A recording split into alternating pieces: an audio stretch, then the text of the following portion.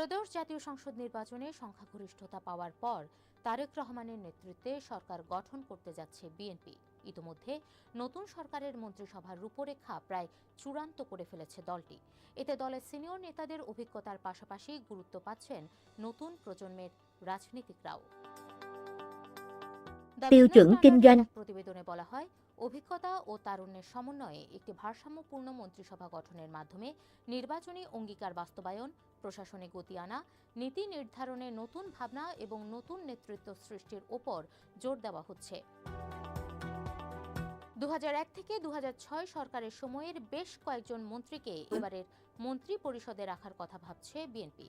দলীয় সূত্র ইঙ্গিত দিচ্ছে, বিএনপির বিগত সময়ে যেসব মন্ত্রণালয় বিতর্কের ঊর্ধ্বে ছিল এবং যেসব নেতার পরিচ্ছন্ন ভাবমূর্তি রয়েছে তাদেরকে নতুন সরকারের বিভিন্ন দায়িত্বে রাখা হবে।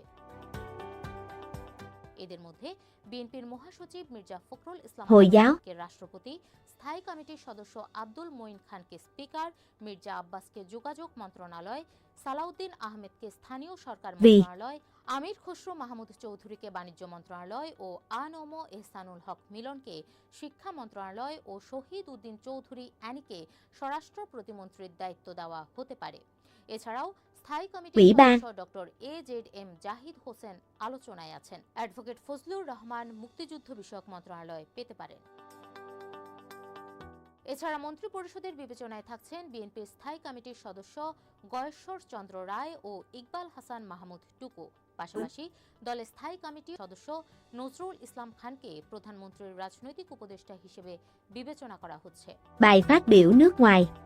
নতুন মন্ত্রী পরিষদে যুক্ত হচ্ছে একাধিক নতুন মুখ। সম্ভাব্য কয়েকজনকে টেকনোক্রেট হিসেবে মন্ত্রী পরিষদে রাখা হতে পারে। এদের মধ্যে রুহুল কবির রিজভীকে তথ্য ও সম্প্রচার মন্ত্রণালয়, চেয়ারম্যানের উপদেষ্টা পরিষদের সদস্য, দলের চেয়ারম্যানের পররাষ্ট্র বিষয়ক উপদেষ্টা হুমায়ুন কবির পররাষ্ট্র প্রতিমন্ত্রী হিসেবে বিবেচনায়। যুগপৎ আন্দোলনের শরিকরাও থাকছে মন্ত্রী পরিষদে। এদের মধ্যে রয়েছেন ববি হাজ্জাজ, বিজেপির চেয়ারম্যান আন্তালিব রহমান পার্থ ও গণ অধিকার পরিষদের নুরুল হক নূর। রেজা কিবরিয়াকে অর্থ মন্ত্রণালয়ের দায়িত্ব দেওয়া হতে পারে।